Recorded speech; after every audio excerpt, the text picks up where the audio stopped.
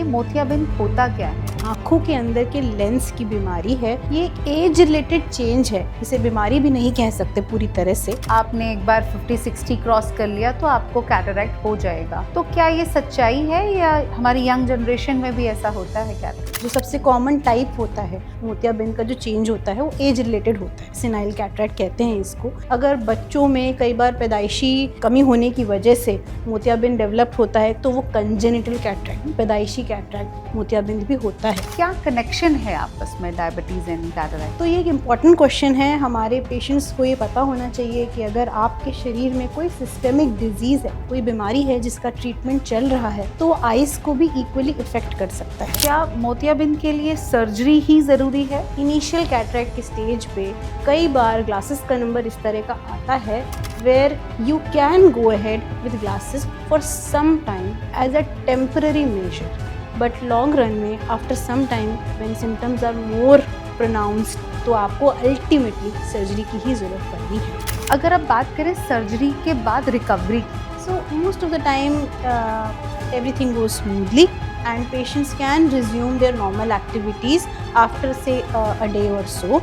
The right time, right surgery, right procedure will help you see clearly.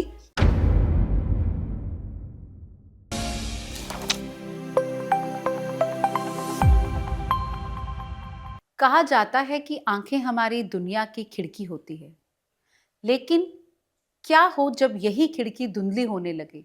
आज हम बात करने जा रहे हैं एक ऐसी आंखों की समस्या पर जो अक्सर उम्र के साथ चुपचाप दस्तक देती है, मोतियाबिंद, जिसे मेडिकल भाषा में कैटरैक्ट कहा जाता है। क्या मोतियाबिंद सिर्फ बुजुर्गों को होता है? इसके शुरुआती लक्षण क्या है और क्या इसका इलाज संभव है? नमस्कार, मैं हूं doctor Sheetal Razdan, clinical consultant Felix Hospital Noida, और आज इस पर बात करने के लिए हमारे साथ हैं डॉक्टर दीपांजलि आर्या, जो एक अनुभवी ऑप्थोमोलॉजिस्ट हैं। डॉक्टर साहब, आपका स्वागत है। Welcome in our doctor Felix talk. Thank you so much for having me. Namaste everybody. Doctor साहब, सबसे पहले आपसे हम जानना चाहेंगे आसान भाषा में, ये मोतियाबिंद होता क्या है? तो मोतियाबिंद यानी सफ़ेद मोतिया एक आँखों के अंदर के लेंस की बीमारी है। ये एक एज रिलेटेड चेंज है, इसे बीमारी भी नहीं कह सकते पूरी तरह से। उम्र के साथ साथ हमारे आँख के अंदर एक लेंस होता है, एक ट्रांसपेरेंट पारदर्शी लेंस होता है जो हमें देखने में हेल्प करता है।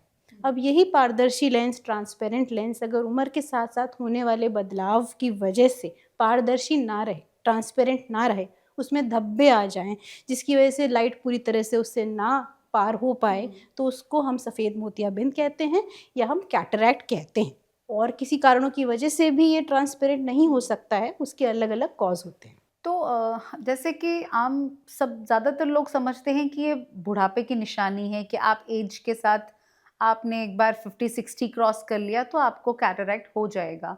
तो क्या ये सच्चाई है या हमारी यंग जनरेशन में भी ऐसा होता है cataract? Okay, that is a good question. तो मोतियाबिंद जो सबसे कॉमन कॉज होता है, जो सबसे कॉमन टाइप होता है, वो सिनाइल कैटरैक्ट होता है। मतलब एज रिलेटेड मोतियाबिंद का जो चेंज होता है वो एज रिलेटेड होता है, सिनाइल कैटरैक्ट कहते हैं इसको। तो ये सबसे कॉमनली एज की वजह से होता है।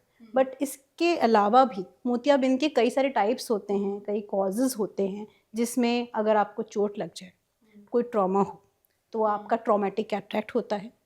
अगर बच्चों में कई बार पैदाइशी कमी होने की वजह से मोतियाबिंद डेवलप्ड होता है, कुछ सिंड्रोम्स होते हैं जो बच्चों में होते हैं, तो वो कंजेनिटल कैटरैक्ट, पैदाइशी कैटरैक्ट मोतियाबिंद भी होता है। अगर आपको कोई पर्टिकुलर बीमारी है, तो बीमारी होने की वजह से, सिस्टेमिक एसोसिएशंस की वजह से भी कुछ कैटरैक्ट्स होते हैं। तो ये बहुत सारे टाइप्स हैं मोतियाबिंद के, जो कि अलग अलग कॉजेज़ की वजह से होता है। Most common usually senile cataract है।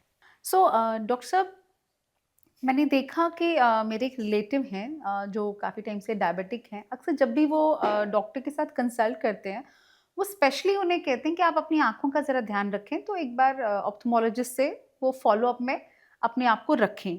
तो उनका कहना ये था कि डॉक्टर साहब ने मुझे ये बताया था कि डायबिटीज़ की वजह से आपको कल को कैटरैक्ट वगैरह का भी इश्यू हो सकता है। तो इसका क्या कनेक्शन है आपस में, डायबिटीज़ एंड कैटरैक्ट? तो ये एक इम्पॉर्टेंट क्वेश्चन है। हमारे पेशेंट्स को ये पता होना चाहिए कि अगर आपके शरीर में कोई सिस्टमिक डिजीज़ है, कोई बीमारी है जिसका ट्रीटमेंट चल रहा है, तो आइज़ को भी इक्वली इफ़ेक्ट कर सकता है। तो जैसे कि आपने बताया आपके केस में डायबिटीज़ एक ऐसी चीज़ थी जो पेशेंट्स को बताई गई, वैसे ही हाइपरटेंशन।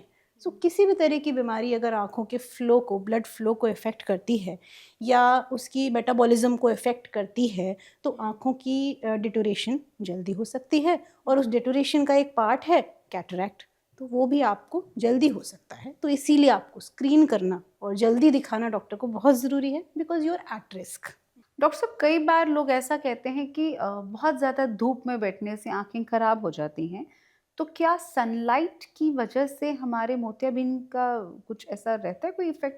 सो sunlight overall ultra violet light मैं कहूँगी, अल्ट्रा वायलेट लाइट थोड़ी तो हार्म करती ही है, जैसे कि डर्मेटोलॉजिस्ट भी बोलते हैं। सो आजकल थोड़ा अवेयरनेस इस बारे में बढ़ गई है लोगों की, और कुछ पर्टिकुलर कंडीशंस हैं जो पाई गई हैं उन लोगों में जहाँ पर सनलाइट एक्सपोजर ज़्यादा होता है एंड जो हाई एलिवेशन, हाई ऑल्टीट्यूड में काम करते हैं। तो हाँ, कुछ कैटरैक्ट की कंडीशन इस तरह से हो सकती हैं, कुछ सिम्पटम्स ऐसे हो सकते हैं जो आपको ब्राइट लाइट में डिस्कम्फर्ट ज़्यादा कॉज़ करें। तो लाइट के एसोसिएशन आपके सिम्पटम्स में शो हो सकते हैं, तो उस तरह से कैटरैक्ट आपके लिए ज़्यादा प्रॉब्लम कर सकता है। सो डॉक्टर साहब, आपने सिम्पटम्स की बात की तो मुझे अपनी दादी याद आ गई। वो अक्सर कहती थी कि मुझे चश्मे के आगे ऐसा लग रहा है कि कुछ धुआं सा है। तो क्या ये ऐसा एक कॉमन सिम्पटम रहता है कैटरैक्ट में? या कई पेशेंट्स जो आपने जैसे आपने बताया, कई पेशेंट्स बहुत जल्दी सिम्पटम्स को अवेयर होते हैं। तो आपका जो टेंडेंसी है बॉडी की बहुत जल्दी कोई चीज़ को पकड़ने की, वो हर किसी की अलग-अलग होती है। तो जब आपका विज़न कम होता है, उससे पहले विज़न की क्वालिटी कम होती है। तो विज़न की क्वालिटी कुछ लोग बहुत जल्दी पकड़ लेते हैं, कुछ लोगों को वो ज़्यादा बॉदर करती है और कुछ लोगों को बहुत लेट में वो रिकॉग्नाइज़ होती है।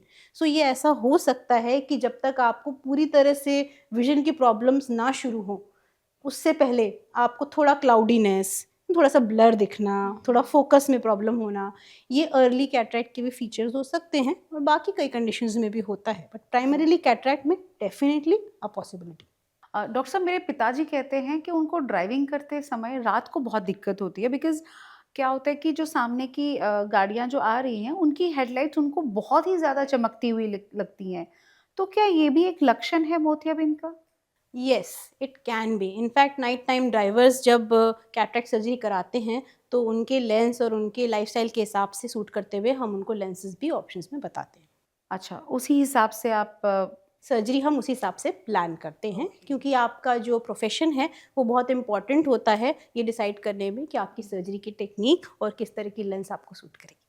सो डॉक्टर साहब, क्या मोतियाबिंद के लिए सर्जरी ही ज़रूरी है? या कुछ लोग कहते हैं कि शायद हम चश्मा लगा लेंगे तो कुछ साल बहुत बेहतर हो जाएँगे, कुछ ऐसा? सो this is one of a very common questions जो पेशेंट्स ओपीडी में पूछते हैं और जानना चाहते हैं। सो a cataract is not an immediate problem. It usually is a long term problem. तो जब कभी ना कभी तो शुरुआत होनी ही है। तो शुरुआत जैसे कि आपने बताया पहले ही, एक पेशेंट ने सवाल पूछा था इस तरह का कि ब्लरिंग हो रही है, प्रॉब्लम्स हो रही हैं। तो उस स्टेज पे, इनिशियल कैटरैक्ट की स्टेज पे कई बार ग्लासेस का नंबर इस तरह का आता है where you can go ahead with glasses for some time as a temporary measure, but long run में after some time when symptoms are more pronounced, तो आपको अल्टीमेटली सर्जरी की ही ज़रूरत पड़नी है। सो ये हर पेशेंट के लिए एक अलग-अलग ट्रीटमेंट प्लान होता है। सो बट मुझे याद आ रहा है, मेरे एक अंकल हैं जिन्होंने रिसेंटली चश्मा लगवाया था और उन्होंने कहा था मेरे पास की नज़र थोड़ी कमज़ोर हो गई है, तो उन्होंने चश्मा लगाया था। बट कुछ दिनों बाद अचानक से उन्हें बिना चश्मे के भी नॉर्मल वो पढ़ने लगे। तो ये ट्रांसफ़ॉर्मेशन कैसे, मतलब क्या कनेक्शन है इसमें? सो ये एक बहुत ही इम्पोर्टेंट क्वेश्चन है, क्योंकि अक्सर पेशेंट्स को जब हम बताते हैं कि आपको कैटरैक्ट है जिसकी वजह से आपकी डिस्टेंस की नज़र कम हो गई है, and the next thing many a times patient से कि डॉक्टर साहब मुझे पहले पास का नहीं दिखाई देता था, अब मुझे पास का दिखाई देने लग गया है, how can this be? So actually में ये एक फिनोमिनन है, ये फिज़िक्स है और इसको हम किताब में डॉक्यूमेंट करते हैं और हम कहते हैं this is second site. That means जब आपका मोतियाबिंद ज़्यादा पकने लगता है तो आपको पास का बेटर फोकस होने लगता है। तो ये एक तरह का सिम्टम है, एक साइन है कि आपको कैटरैक्ट इतना हो रहा है कि यू नीड फर्दर इवैल्यूएशन और पॉसिबली ट्रीटमेंट। ये सेकेंड साइट एक डॉक्यूमेंटेड सिम्टम है कैटरैक्ट का। So this is something which needs to be screened. Doctor साहब, आज मैं आपसे ये जानना चाहूँगी कि मैंने बहुत लोगों से सुना कि ये ना अभी पका नहीं है, तो मोतियाबिंद कहा गया है कि जब पक जाएगा तब इसकी सर्जरी करवानी चाहिए। क्या अभी भी इस एडवांस टेक्नोलॉजी के साथ हमें इस चीज़ का वेट करना होता है कि कब ये मैच्योर हो जाएगा, ये पक जाएगा? ओके, सो कैटरैक्ट की जो टेक्नोलॉजी है, जो सर्जरी की टेक्नोलॉजी है, the machines, the equipment, they are advancing every year. तो इसी हिसाब से जो ये आप बोल रहे हैं इन्फॉर्मेशन, ये गलत नहीं है, but this is obsolete now. So पहले क्योंकि टेक्नोलॉजी इतनी एडवांस नहीं थी, हमें कैटरैक्ट को चीरा लगा करके, कट दे करके, ओल्ड मैनुअल टेक्निक से निकालना पड़ता था। तो हम फोकस करते थे कि पेशेंट अगर मैच्योर कैटरैक्ट के साथ आ रहा है, so that means the surgery will go smoothly. But right now with the advanced technology and equipments हम इंश्योर कर सकते हैं कि जैसे कि आपने बताया कुछ केस पहले कि अगर थोड़ा बहुत भी ब्लरिंग हो रहा है एंड पेशेंट की लाइफस्टाइल को कंफर्टेबल उनको नहीं लग रहा है, they can also go ahead safely with surgery. And somebody who has a mature cataract, he or she can also go ahead with a safe surgery, and provided all the protocols, all the equipments and everything are available to the patient. बहुत बार patients आपके पास आते होंगे ma'am, जैसे तो कैसे हम diagnosis करते हैं? क्या कुछ इन्वेस्टिगेशंस होती हैं इसको डायग्नोस करने के लिए? सो ओपीडी में हम कैटरैक्ट को इजीली स्क्रीन कर लेते हैं।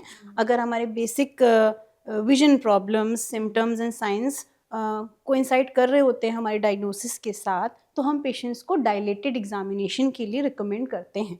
सो ये 30 से 40 मिनट्स का एक एवेल्युएशन का प्रोसीजर है, जिसके बाद हम पेशेंट को बता सकते हैं कि किस ग्रेड का कैटरैक्ट है, क्या कंडीशन है, what are the options available to the patient, surgery कब करानी चाहिए, कितना वेट कर सकते हैं और सर्जरी के बाद किस तरह का लेंस हम डाल सकते हैं। All this is easily done, smoothly done and with in a couple of minutes in OPD. इसमें कोई इन्वेजिव प्रोसीजर, किसी तरह की नीडल वर्क की या किसी तरह के एडवांस्ड इक्विपमेंट की ज़रूरत नहीं है, can be done in an ophthalmologist OPD safely. Right. Doctor साहब, बहुत सारे नहीं, वैसे बहुत ही कम लोग ऐसे हैं अभी भी जो ये सोचते हैं कि मार्केट में बहुत सारे आई ड्रॉप्स मिलते हैं जिससे ये कैटरैक्ट ठीक हो जाएगा, जिससे ये घुल जाएगा, तो हमें सर्जरी की ज़रूरत नहीं पड़ेगी। तो क्या ऐसा संभव है? Not at present. आजकल की प्रेजेंट टेक्नोलॉजी के हिसाब से अभी कैटरैक्ट के लिए कोई आई ड्रॉप्स या किसी तरह की मेडिकेशंस अवेलेबल नहीं हैं। इन फ्यूचर हो या ना हो, you never know, technology is developing every day, but for now if the patient is having cataract and is having some symptoms, तो surgery is the only alternative. Surgery is all in. तो अगर हम surgery की बात करें तो आजकल कौन सी ऐसी लेटेस्ट टेक्निक है जिससे हम सर्जरी ज़्यादातर करते हैं? आजकल सर्जरी काफ़ी safe and quick and easy and patient comfortable way में हो रही है, and sutureless and painless surgery आजकल most of the centres they do offer that, including Felix Hospital. हमारे यहाँ पर हम पेनलेस sutureless सर्जरी करते हैं and we discharge the patients in a couple of hours. And इसमें किसी तरह के इंजेक्शंस, किसी तरह के एनेस्थीसिया और कोई हाई एंड मेजर्स की ज़रूरत नहीं होती है जहाँ पर हमें पेशेंट को बहुत देर तक वेट भी कराना पड़े। It's smoothly done and within 6 to 8 hours you good to go. Okay, within 6 to 8 hours हम पेशेंट को डिस्चार्ज भी कर देते हैं। सो नाइस, फिर तो मैम इट्स वेरी इजी कि ना किसी को रात का टेंशन और ना कोई छुट्टी You can लेने का spend your वही। night at home in the Yeah. comfort of your home with your family members after getting operated in that morning. Right. So surgery के दौरान मैम सबकी एक ही क्वेरी रहती है कि लेंस पे बात करते हैं, बिकॉज हर एक बंदा ये जानना चाहता है कि कौन सा लेंस मेरे लिए बेटर रहेगा, क्या एज के हिसाब से या कुछ और आप देखते हैं कि कौन सा लेंस किसको जाना चाहिए, वो कैसे डिसाइड होता है?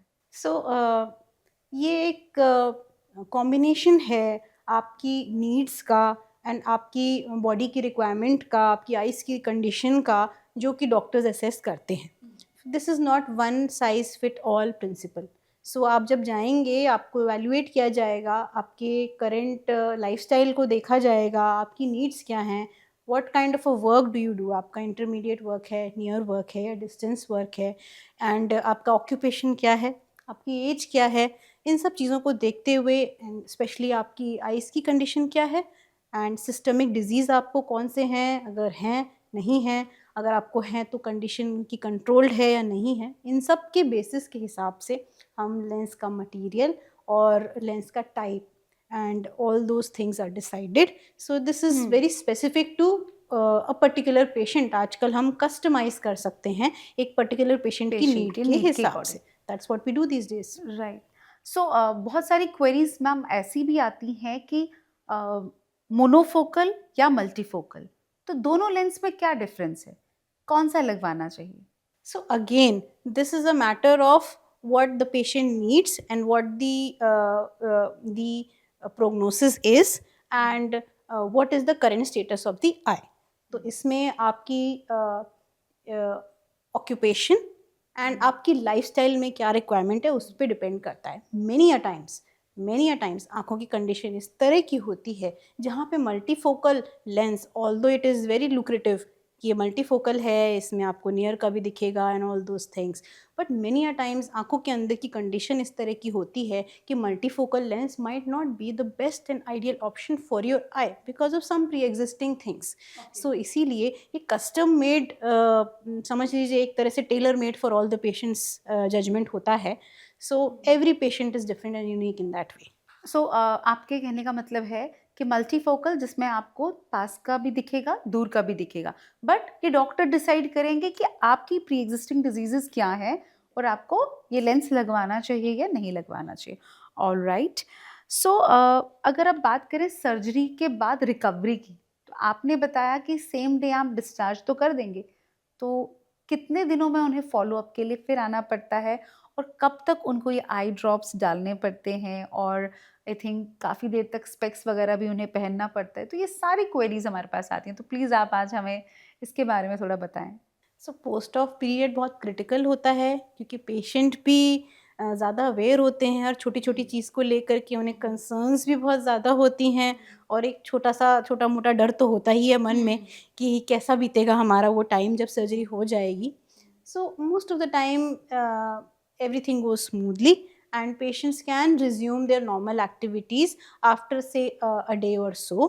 And by resume normal activity I mean जो आपकी दिनचर्या का जो रोज का काम है, not heavy weight lifting, not swimming, not any athletic adventures, but simple basic day to day activities you can go ahead and do. That is the beauty of a sutureless, painless and advanced technique surgery कि आप सब कुछ अपने time से शुरू कर सकते हैं। बट हाँ, थोड़ा एक मेजर जो एक सर्जरी हुई है, we have to respect the fact that you are in a post op period. आपको इन्फेक्शन का रिस्क होता है, आपको अपनी केयर करनी है, आपको ब्लड प्रेशर शुगर कंट्रोल रखना है, तो ये सारी मेजर्स हम हमेशा पेशेंट्स को बोलते हैं।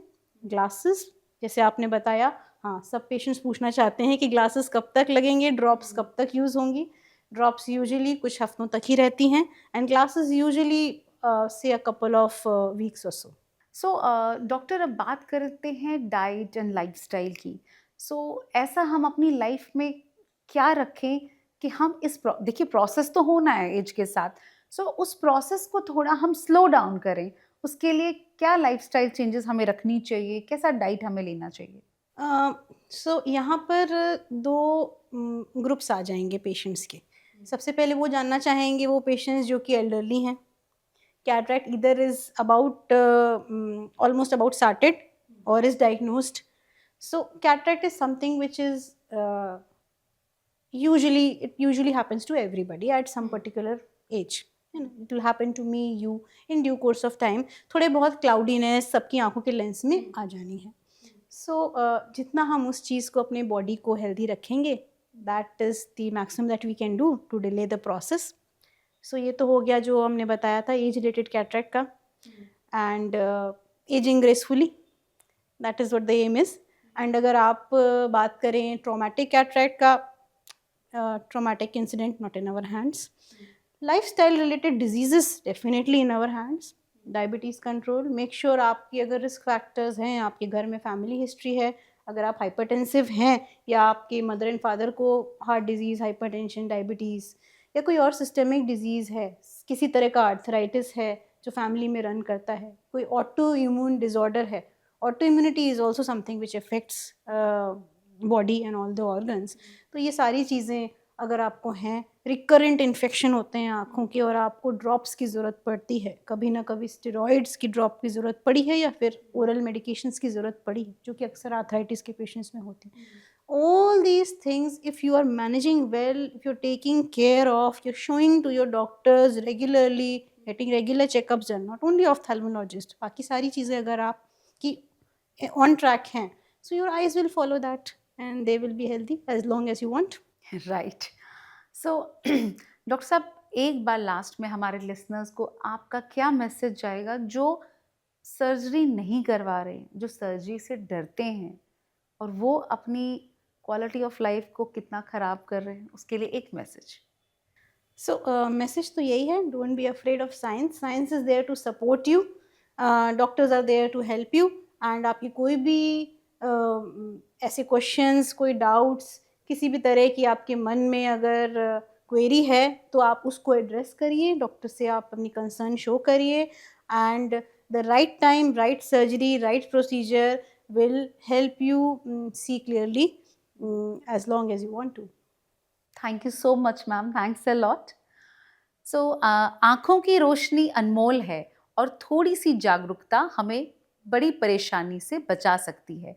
अगर आपको या आपके परिवार में किसी को भी धुंधला दिखने, तेज रोशनी से परेशानी या बार बार चश्मा बदलने, ये जैसी दिक्कतें हो रही हैं तो फिलिक्स हॉस्पिटल में संपर्क करें. और आज मुझे दीजिए इजाज़त, अगली बार फिर मुलाकात होगी. तब तक के लिए नमस्कार.